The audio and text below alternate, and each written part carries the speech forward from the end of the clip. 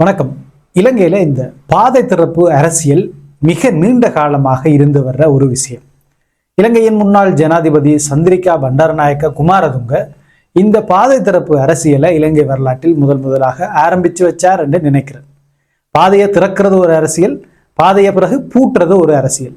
பாதையை பூட்டினால் அந்த அரசியல் தெற்கில வாழ்ற சிங்கள மக்கள் மத்தியில பெருசா ஈடுபடும். பாதையை திறந்தால் அந்த அரசியல் வடக்கு கிழக்குல வாழ்ற தமிழ் மக்கள் மத்தியில பெருசாக ஈடுபடும். எனவே தெற்கில இருக்கிற அரசாங்கங்களும் மாறி மாறி ஆட்சி பீடம் ஏறிய ஜனாதிபதிகளும் பாதையை பூட்டுறதையும் பாதையை திறக்கிறதையும் வாக்கு வங்கியை நிரப்பிக் கொள்றதுக்கான ஒரு அரசியலாக மிக நீண்ட காலமாக பயன்படுத்தியே வந்திருக்கணும். இதனுடைய அண்மைக்கால உதாரணமாகத்தான் தோழர் அனுரகுமார திசாநாயக்க தலைமையிலான தேசிய மக்கள் சக்தியினருடைய பாதை திறப்பு விழாக்களை நாங்கள் பார்க்க வேண்டும். கடந்த வருடம் செப்டம்பர் மாதம் 25ஆம் தேதி இலங்கையினுடைய 10வது ஜனாதிபதியாக தோழர் அனுரகுமார திசாநாயக்க அவர்கள் பொறுப்பேற்றார். அவர் பொறுப்பேற்று 2 நாட்களுக்குள்ள, அதாவது செப்டம்பர் மாதம் 27ஆம் தேதி ஜனாதிபதி அலுவலகத்துக்கு பக்கத்தில் இருக்கிற அந்த குறுகிய வீதியை திறந்து வச்சார். இந்த வீதியானது முன்னாள் ஜனாதிபதி மஹிந்த ராஜபக்ச அவர்களுடைய காலத்தில் ஜனாதிபதி மாளிகையின் பாதுகாப்பு காரணங்களை சுட்டிக்காட்டி பூட்டப்பட்டிருந்தது. இவ்வாறாக மிக நீண்ட காலமாக பூட்டப்பட்டிருந்த அந்த வீதியை தோழர் அனுரகுமார திசாநாயக்க ஜனாதிபதியாகி 2வது நாளிலேயே திறந்து வச்சார். கொழும்புல வாழ்ற, குறிப்பாக ஆட்டோ ஓடுற நண்பர்களுக்கு அந்த வீதி பெரிய ஒரு சவாலானது. கூப்பிடு தொலைவில் இருக்கிற தூரத்தை அடைகிறதுக்கு பல வழிகள் எல்லாம் சுத்தி காட்டித்தான் அந்த இடத்தை அடைவினம். ஏனென்று கேட்டால் இந்த கிட்டடியான வீதி பாதுகாப்பு காரணங்களுக்காக பூட்டப்பட்டிருக்கு என்று சொல்லுகிறோம். தோழர் அவர்கள் ஆட்சி ஏறினோடனே முதலாவது வேலையாக இந்த வீதியை திறந்து வச்சதானது மக்கள் மத்தியில பெரிய அளவிலான ஆதரவு அலையை ஏற்படுத்தினது என்றுதான் சொல்ல வேண்டும். கொழும்புல அரசியலை தீர்மானிக்கிற மிக முக்கிய புள்ளிகள் யார் என்று கேட்டால் இந்த ஆட்டோக்கார அன்பர்கள் தான். எனவே அவர்களை இலக்கு வச்சு இந்த வீதியை திறந்தமையானது பெரிய அளவிலான ஆதரவு அலையை தேசிய மக்கள் சக்தி தொடர்பில் ஏற்படுத்தினது. எந்த ஆட்டோக்காரரை கேட்டாலும் இவர்கள் செய்த அந்த பாதை திறப்பு விடயத்தை மெச்சித்தான் பேசிச்சினோம். எனவே தோழர் அனுரகுமார திசாநாயக் அவர்கள் முதல் செய்த ஒரு மிகப்பெரிய அரசியல் வேலை திட்டமாக அந்த ஜனாதிபதி மாவட்ட குறுகிய வீதி திறப்பு அமைஞ்சிருந்தது. இந்த பாதை திறப்பின் பலாபலன்களை 2024ஆம் ஆண்டு நவம்பர் மாதம் வந்த நாடாளுமன்ற தேர்தலின் போது தேசிய மக்கள் சக்தியினர் பெற்றுக்கொண்டனர். எனவே பாதை திறப்பு என்பது மக்கள் மத்தியில அதிக செல்வாக்கு தார ஒரு விஷயம், அதிக வாக்குகளை திரட்டித்தார ஒரு விஷயம் என்பதை தேசிய மக்கள் சக்தியினர் தெளிவாக கற்றுக்கொண்டுச்சினர். அதுக்கு அடுத்த கட்டமாக அதே படிமுறையோட இந்த ஃபார்மியூலான்னு சொல்லியிருந்தானே, இந்த தேர்தல் சார்ந்த பரப்புரை ஃபார்மியூலாவோட வடக்குக்கு தேசிய மக்கள் சக்தியினர் வந்துச்சினம். எங்களுக்கு தெரியும், யாழ்ப்பாணத்துல வலிகாமம் வடக்கு என்ற ஒரு பகுதி இருக்கு. அந்த பகுதியிலிருந்து 1990ஆம் ஆண்டு மக்கள் இராணுவ நடவடிக்கைகளின் காரணமாக வெளியேற்றப்பட்டுச்சினம். படிப்படியாக கொஞ்சம் கொஞ்சமாக வலிகாமம் வடக்குல மக்கள் குடியேற்றப்பட்ட போதிலும் இன்னும் ஆயிரக்கணக்கான ஏக்கர் காணிகளை உரித்துடைய மக்கள் இன்னமும் வாடகை வீட்டுகளில் தான் இருக்கணும். அவர்களால் தங்களுடைய சொந்த காணிகளுக்கு போக முடியல. தெற்கில ஆட்சி பீடம் ஏறுற எல்லா அரசுகளுக்கும் அந்த மக்கள் தங்களுடைய காணிகளை விடுவிக்க கோரிய கடிதங்களையும் மகஜர்களையும் அனுப்பி கொண்டுதான் இருக்கணும். அவர்களை நேரில் சந்திச்சு கூட தங்களுடைய கோரிக்கைகளை முன் வச்சிருக்கணும். இப்படியான ஒரு பிரச்சனை இருக்கிறத நன்கு அறிஞ்சு கொண்ட தேசிய மக்கள் சக்தியினர் கடந்த வருடம் நவம்பர் மாதம் 1ஆம் தேதி வலிகாமம் வடக்கில ஒரு ஆச்சரியத்தை நிகழ்த்திச்சினம். வலிகாமம் வடக்கின் பலாலி வசாவலான் சந்தியிலிருந்து தோளக்கட்டி சந்தி வரையிலான 1250 மீட்டர் நீளமான வீதியை முதற்கட்டமாக திறந்து விட்டார்கள். இதற்குரிய அனுமதியை ஜனாதிபதி கொடுத்தார். இராணுவம் விருப்பம் இல்லாமலே அந்த வீதியை திறந்து விட்டது. இது மிகப்பெரிய வெற்றியாக வடக்கு முழுவதுமே கொண்டாடப்பட்டது. தோழர் அனுரகுமார திசாநாயக்க அவர்களும் அவருடைய கட்சியினரும் பாராளுமன்ற தேர்தலுக்கான பரப்புரை நேரங்கள்ல இந்த பாதை திறப்பை பெரிய வெற்றியாக கொண்டாடினர். பாதை திறந்த போது அவர்களுடைய ஆதரவாளர்கள் அங்க இனிப்பு பண்டங்கள் கொடுத்தெல்லாம் அந்த வீதி திறப்பை பெரிய அளவில் கொண்டாடிச்சினோம்.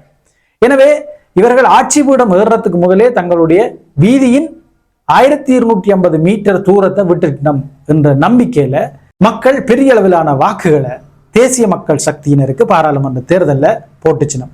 ஆக்கள் முக்கியம் இல்லை, சின்னம்தான் முக்கியம். நாங்கள் திசைகாட்டு சின்னத்தை வலுப்படுத்தினால் வலிகாமம் வடக்கில் இருக்கிற எல்லா காணிகளையும் இவர்கள் விடுவிப்பார்கள் என்ற நம்பிக்கையில, அதுக்கு உதாரணமாகத்தான் அந்த பாதை திறப்பு இருந்தது. அந்த நம்பிக்கையில மக்கள் பெரிய அளவிலான வாக்க போட்டுச்சு. எனவே தேசிய மக்கள் சக்தியினர் முன்னெடுத்த பாதை திறப்பு தொடர்பான 2வது அரசியலும் பெரிய அளவில் ஈடுபட்டது. மக்கள் பெரிய அளவில் வாக்கு அளிச்சிச்சினோம். பாதை திறப்பு அரசியலுடைய பெரிய வெற்றியை இந்த இடத்துல தேசிய மக்கள் சக்தி அனுபவிச்சது என்றுதான் சொல்ல வேணும். அதுக்கு பிறகுதான் இப்ப 3வது பாதை திறப்பு நடந்திருக்கு. இந்த பாதை திறப்பானது உள்ளூராட்சி சபை தேர்தல்களுக்கு முன்னுக்கு, அதாவது இன்னும் 4 வாரங்கள் அல்லது 3 வாரங்கள் இருக்கு உள்ளூராட்சி சபை தேர்தல்கள் நடக்கிறது. யாழ்ப்பாணத்துல பல இடங்கள்ல தேசிய மக்கள் சக்தி இந்த உள்ளூராட்சி சபை தேர்தலில் சபைகளை கைப்பற்றத்துக்கான தீவிரமான போட்டியில ஈடுபட்டிருக்கு.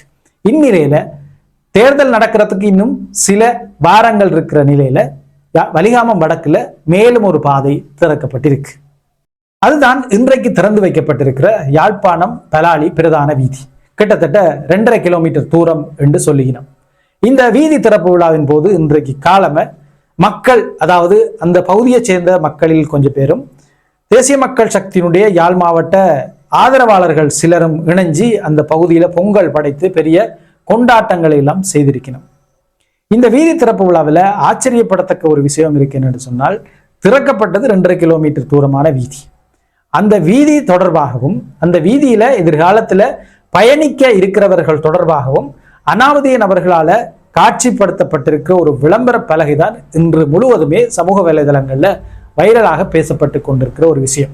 அதுல சொல்லப்பட்டிருக்கிற விஷயங்களை நீங்கள் பல இடங்கள்ல அறிஞ்சிருப்பீங்கள். நானும் சில விமர்சன கருத்துக்களோட அந்த நிபந்தனைகளை இங்கே வாசிக்க இருக்கிறேன். அதுல 1வது நிபந்தனை என்னென்று சொன்னால், வீதி திறக்கும் நேரம் காலை 6 மணி தொடக்கம் மாலை 5 மணி வரை. இந்த காலப்பகுதிக்குள்ளதான் வீதி திறந்திருக்கும். போராக்கள் வாராக்கள் எல்லாம் இந்த நேரத்துக்குள்ள போய் வந்துட வேணும். தப்பித்தவறி இந்த நேரத்துல யாராவது நோய்வாய்ப்பட்டாலோ அல்லது அவசர தேவை கருதி அந்த வீதியில பயணிக்க நேர்ந்தாலோ போக முடியாது. ஒரு நாட்டில் இருக்கிற வீதிகள் பொதுமக்கள் எந்த நேரமும் சுதந்திரமாக பயணிக்கிறதுக்காகத்தான்.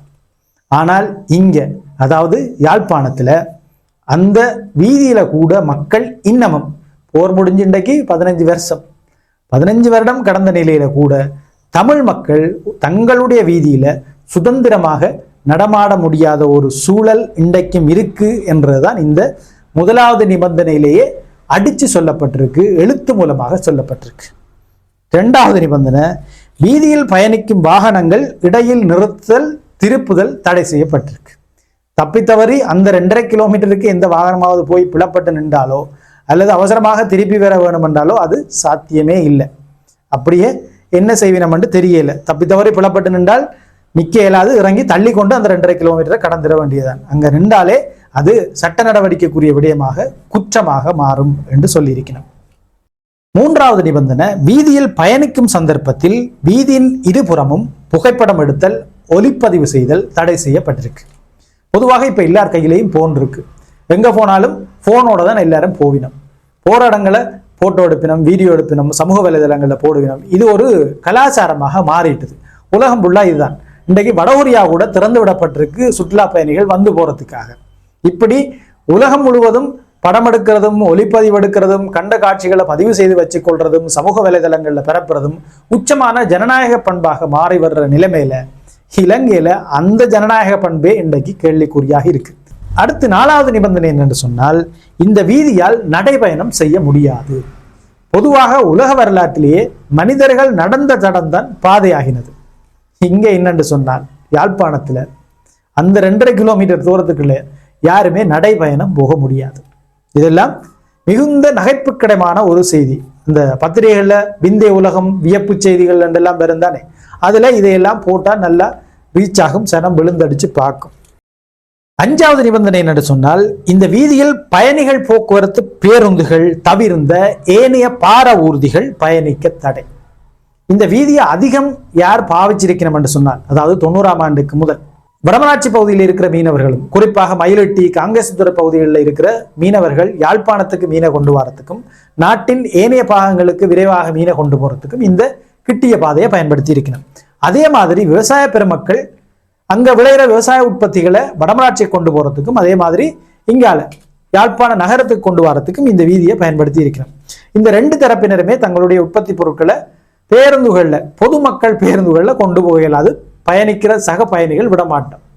எனவே அவர்களுக்கான தனி வாகனங்கள்ல பார ஊர்திகள்ல தான் அந்த உற்பத்தி பொருட்களை கட்டாயம் கொண்டு போக வேணும். ஆனா இங்க அந்த பார ஊர்திகளுக்கே தடை விதிக்கப்பட்டிருக்கு. 6வது நிபந்தனை என்னென்று சொன்னால், இந்த வீதியால் செல்லக்கூடிய ஆகக்கூடிய வேகம் மணிக்கு 40 கிலோமீட்டர். இது ஒரு நல்ல விஷயம். இந்த 40 கிலோமீட்டர் வேகத்தில் எல்லாருமே பயணிக்க தொடங்கினால், நாடு முழுவதுமே அப்படி பயணிக்க தொடங்கினால் விபத்துக்கள் குறையும், உயிராபத்துக்கள் குறையும், எல்லாருமே வீதியில பயப்படாமல் போய் வர முடியும். எனவே இந்த 2.5 கிலோமீட்டருக்கு கடைபிடிக்கிற இந்த 40 கிலோமீட்டர் வேகத்தை நாடு முழுவதும் நடைமுறைப்படுத்தினா நல்ல. 7வது கடைசியான நிபந்தனை, இந்த வீதியில் பயணிக்கும் சாரதிகள் மற்றும் அனைவரும் தம்மை அடையாளப்படுத்தி கொள்ளக்கூடிய ஆவணங்களை பயணத்தின் போது வைத்திருத்தல் கட்டாயமானதாகும். இந்த 7வது நிபந்தனை கடந்த காலத்தை ஞாபகப்படுத்துது.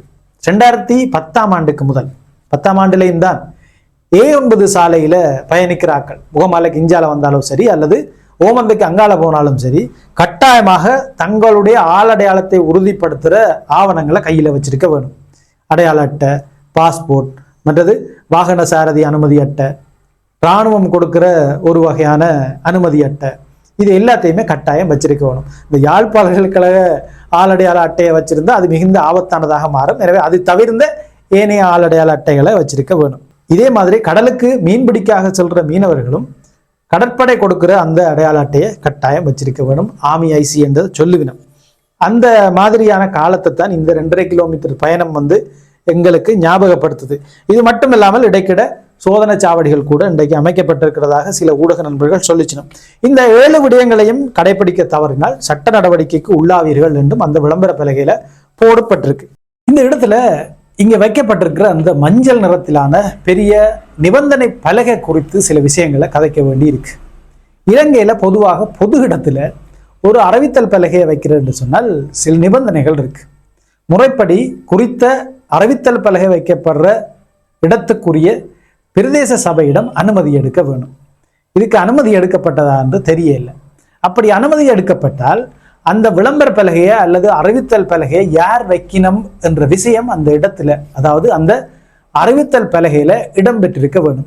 இந்த மஞ்சள் நிறத்திலான இலங்கை வரலாற்றிலேயே முதல் தடவையாக தமிழ் எழுத்து பிழைகளற்ற இந்த பெரிய அறிவித்தல் பலகையை யார் பொருட்படுத்தியிருக்கிறார்கள் என்ற விஷயமே வெளிப்படுத்தப்படையில்லை. ஒரு அனாமதையே இனந்தெரியாத அறிவித்தல் பலகையாகத்தான் அது இன்றைக்கும் நின்று கொண்டிருக்கு. அடுத்த விஷயம், இது பொதுமக்களுக்கான சில நிபந்தனைகளை விதிக்கிறபடியால் மும்மொழிகளையும் கட்டாயம் இடம்பெற்றிருக்க வேண்டும். இங்க என்னென்று சொன்னால் தமிழ்லையும் ஆங்கிலத்திலையும் மட்டும்தான் இடம்பெற்றிருக்கு. இலங்கையினுடைய பெரும்பான்மையினருடைய மொழியில அந்த அறிவித்தல் பலகை இடம்பெற இல்லை. இப்படி தமிழர்களை மட்டும் மையப்படுத்தி தமிழர்களுக்கு மட்டும் அந்த வீதியில் பயணிக்கிறதுக்கான நிபந்தனைகளை சொல்ற மாதிரி தான் இப்போது வரைக்கும் அங்கே காட்சிப்படுத்தப்பட்டிருக்கிற அறிவித்தல் பலகை தோன்றுது. எதிர்காலத்தில் அங்க சிங்கள மொழியிலான அறிவித்தல் பலகை வைப்பினமோ தெரியாது. இப்ப அங்க வைக்கப்பட்டிருக்கிற அறிவித்தல் பலகையின் பிரகாரம் அதுல சொல்லப்படுற செய்தி என்னன்னு சொன்னால், தமிழர்கள் அந்த நிபந்தனைகளை கட்டாயம் கடைபிடிக்க வேணும் என்றதுதான். சிங்களவர்கள் கடைபிடிக்க வேணும் என்றதான் சிங்களத்துல வச்சிருப்பேனுமே. சிங்களத்துல வைக்கல தானே, வார சிங்களாக்களுக்கு தமிழ் வாசிக்க தெரியாது. எனவே தமிழாக்கள் மட்டும்தான் அந்த 7 நிபந்தனைகளையும் கட்டாயம் கடைபிடிக்க வேணும் என்ற செய்தியும் அந்த அறிவித்தல் பலகை ஊடாக உணர்த்தப்பட்டிருக்கு. அரசு சார்ந்தோ அல்லது அரசு சார்பற்ற நிறுவனங்கள் சார்ந்தோ அரச நிர்வாகம் சார்ந்தோ எந்த விதமான பொறுப்பு கூறலையும் வெளிப்படுத்தாத, அதே நேரத்தில் குறித்த நிறுவனங்கள் சார்ந்த எந்த விதமான இலச்சனைகளையும் பயன்படுத்தாத அந்த அனாமதேய விளம்பர பலகையை அல்லது அறிவித்தல் பலகையை அகற்றத்துக்கு சட்டத்தை யாராவது நாடினால் அது அகற்றப்பட வாய்ப்பு இருக்கு. என்றால் இதுவரைக்கும் யாரும் உரிமை கோராத ஒரு அறிவித்தல் பலகையாகத்தான் அது காட்சிப்படுத்தப்பட்டிருக்கு. இதுல இன்னொரு விஷயத்தையும் கவனிக்க வேணும். இன்றைக்கு இலங்கையில சண்டை முடிஞ்சு 15 வருஷம். சண்டை காலத்துல கூட வீதியை கடக்கிறதுக்கோ அல்லது வீதியில பயணிக்கிறதுக்கோ இந்த மாதிரியான நிபந்தனைகள் விதிக்கப்பட்டதில்லை. இராணுவம் வீதியை மறைச்சு வாய்மொழி மூலமாக சில நிபந்தனைகளை சொல்லும். அதை மீறினால் அடிப்பினம், கைது செய்வினம், சைக்கிளில் போனால் காத்த பிடுங்கி விடுவினம், இப்படியான தண்டனைகள் கொடுப்பினம். எங்கேயுமே எழுத்து மூலமாக இப்படி நிபந்தனைகள் அறிவிக்கப்பட்டு பயணிகள் இந்த நிபந்தனைகளை கடைப்பிடிக்க வேண்டும் என்ற விஷயங்கள் வலியுறுத்தப்பட்டதாக நான் அறியல, எங்கேயும் வாசிக்கவும் இல்லை. இதெல்லாம் புதுசா இருக்கு.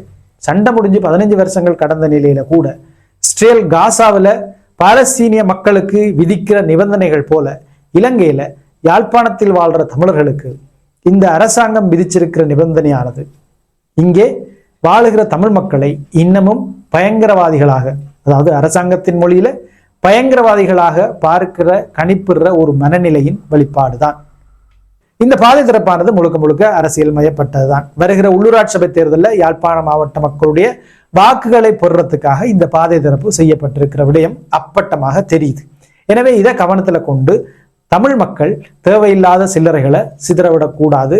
குறுகிய பாதை திறப்புக்காக எல்லாம் தின்பண்டங்களை கொடுத்து கொண்டாடக்கூடாது.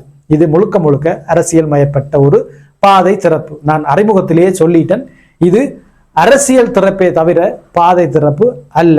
எனவே இந்த புரிதலோடு தான் இந்த பாதை திறப்பு தொடர்பான அரசியலை தமிழ் மக்கள் விளங்கி கொள்ள வேணும். உண்மையிலேயே வலிகாமம் வடக்குல அபகரிக்கப்பட்டிருக்கிற தமிழ் மக்களுடைய காணிகளை மீள கையளிச்சால் இந்த மாதிரி குறுகிய பாதைகளை திறக்க வேண்டி ஏற்படாது.